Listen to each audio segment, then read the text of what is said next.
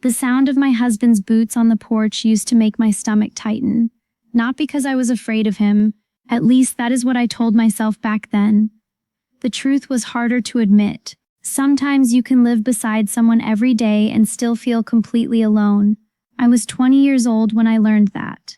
The year was only halfway through our marriage. Outside, the summer fields stretched across miles of Amish farmland. Rows of corn swayed gently beneath the evening breeze. Laundry hung from lines behind the house. The smell of fresh bread drifted from nearby kitchens. Everything looked peaceful. Everything looked exactly the way people expected an Amish marriage to look. But appearances can hide many things, and ours hid more than most. I married Aaron 3 weeks after my 20th birthday. He was 27, hardworking, respected, strong, the kind of man fathers hoped their daughters would marry. When our engagement was announced at church, people congratulated my parents. Several women told me how fortunate I was. Aaron will always provide for his family. He owns good farmland. He comes from a respected family. A good husband is hard to find. I smiled politely every time, because that was what Amish girls were taught to do. Smile. Be grateful. Trust the wisdom of your elders.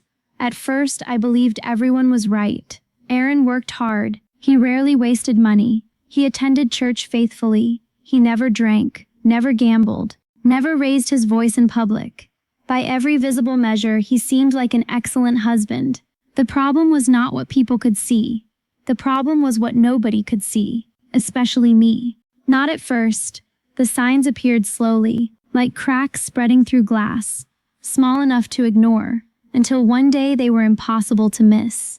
Every day followed nearly the same pattern. I woke before sunrise, started the stove, prepared breakfast, fed chickens, collected eggs, helped in the garden, cooked lunch, cleaned, sewed, prepared supper, washed dishes, finished chores, collapsed into bed, then repeated everything again the next day, and the next, and the next.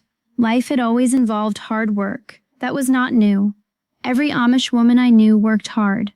My mother worked hard. My grandmother worked hard. The women in our church worked hard. The difference was that I never seemed allowed to stop, not even for a moment. One particularly hot afternoon in July, I spent nearly 6 hours helping preserve vegetables for winter. The kitchen felt like an oven. Steam filled the room. My dress clung to my skin. By the time evening arrived, my back ached terribly. My feet felt swollen. Even lifting my arms seemed difficult. After supper, I sat quietly at the table. For the first time all day. 5 minutes. That was all. 5 minutes of rest. Aaron looked over from his chair. "You still have sewing to finish." I nodded. "I know." His expression remained serious. "It will not finish itself." The words were simple, but something about them hurt. Not because they were cruel, because they ignored what was directly in front of him. I was exhausted, completely exhausted. That night, I worked on the sewing until nearly midnight. The next morning, I woke before dawn again. The cycle continued, week after week, month after month. Eventually, something inside me began changing. I stopped looking forward to evenings, stopped enjoying church gatherings, stopped laughing as often. Even small tasks felt heavier. Not physically, emotionally, like I was carrying an invisible weight nobody else could see. One Saturday afternoon, my younger sister Rebecca visited. She had recently turned 18. Unlike me, Rebecca never hid her feelings very well. Within minutes of arriving, she noticed something. "You look tired." I laughed softly. "Everyone is tired." "No." She shook her head. "You look different." I tried changing the subject. She refused. That was Rebecca. Persistent, honest, sometimes painfully honest. Finally, she lowered her voice. "Are you happy?" The question caught me completely off guard. For several seconds, I could not answer. Not because I did not know, because I had never allowed myself to ask. Was I happy? I honestly did not know. I was busy, responsible, married, expected, needed. But happy? The answer felt less certain. Rebecca watched my face carefully. Then she reached across the table and squeezed my hand. That simple gesture nearly brought tears to my eyes. Not because it solved anything, because it reminded me what kindness felt like. After she left, I thought about her question for days. Every chore, every meal, every evening, the question followed me. Are you happy? Eventually, I stopped asking that question. Instead, another one appeared. Why am I so tired all the time? Not physically, emotionally, spiritually, deep inside. The answer arrived one evening in late August. Aaron and I had spent the entire day helping his parents with harvest preparations. Everyone worked from sunrise until dusk. By the time we returned home, my body felt completely drained. I barely finished washing the dishes. When I finally sat down, relief washed over me. For perhaps the first time all day, Aaron noticed. You are sitting again. I stared at him. The comment sounded familiar, too familiar. You have been resting often lately. Resting. The word almost made me laugh. If only he knew. If only he understood how much effort it took simply to keep going. I carefully chose my words. I am tired. Aaron shrugged. We are all tired. Maybe he meant nothing by it. Maybe he genuinely believed that. But in that moment, something finally broke inside me. Not loudly. Not dramatically. Quietly. Like a rope snapping after being pulled for too long. I know everyone is tired. The room became silent. Aaron looked surprised. I rarely challenged him. I am simply saying I need a little understanding. His jaw tightened. For several seconds he said nothing. Then he spoke, and those words would stay with me for years. A good wife never says no. The sentence hung between us, heavy, cold, unmoving.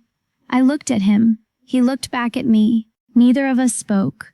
But deep inside, I felt something shift. Not anger, not fear. Something else. A realization. For months I had been trying harder, working harder, giving more, pushing myself further, hoping eventually I would feel appreciated, understood, seen. But perhaps the problem was not that I needed to try harder. Perhaps the problem was that no amount of trying would ever be enough. And for the first time since our wedding day, I began wondering whether anyone had ever taught Aaron what a good husband was supposed to be. That question would soon change everything. The question stayed with me for days, maybe even weeks. I never asked it out loud. Not to Aaron, not to my parents, not to anyone. But every time I worked until my back hurt, every time I pushed through exhaustion, every time I ignored my own needs to keep peace in our home, the question returned. Had anyone ever taught Aaron what a good husband was supposed to be? The strange thing was that Aaron genuinely believed he was doing everything right. That was what made the situation so confusing. He never shouted, never insulted me, never embarrassed me in public, never spent money recklessly, never disappeared for days like some English husbands people occasionally talked about. Instead, he simply expected meals, expected chores, expected obedience, expected agreement, expected me to keep going no matter how tired I became. And because those expectations had always existed in his family, he never questioned them. September arrived. Harvest season followed close behind. The busiest time of year, the most demanding time of year, and somehow everything became worse. Our church district was preparing for several community events. Families helped one another constantly. Women cooked for gatherings, prepared food, sewed clothing, organized supplies. The workload seemed endless. Most evenings I climbed into bed completely exhausted. Sometimes my hands shook from fatigue. Other times I fell asleep before my head fully touched the pillow. Yet every morning the expectations remained exactly the same. One Friday afternoon, I was kneading bread dough when dizziness suddenly hit me. I grabbed the edge of the table. The room tilted. For a moment, I thought I might faint. I closed my eyes and waited. Eventually, the feeling passed, but something frightened me. Not the dizziness. The fact that my first thought was not concern. My first thought was panic about whether supper would be finished on time.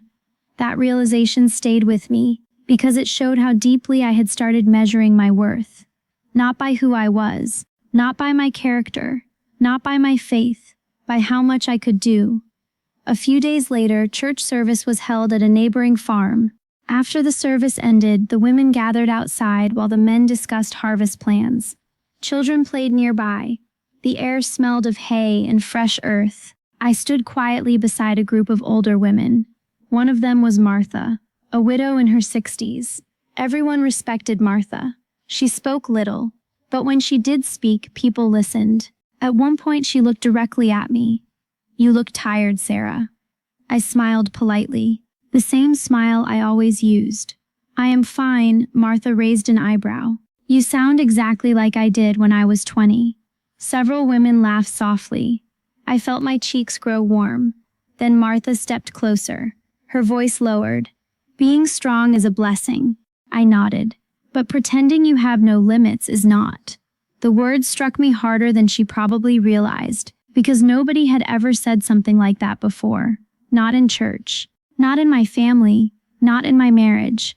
Amish women were praised for endurance, for sacrifice, for service. But Martha was talking about something different.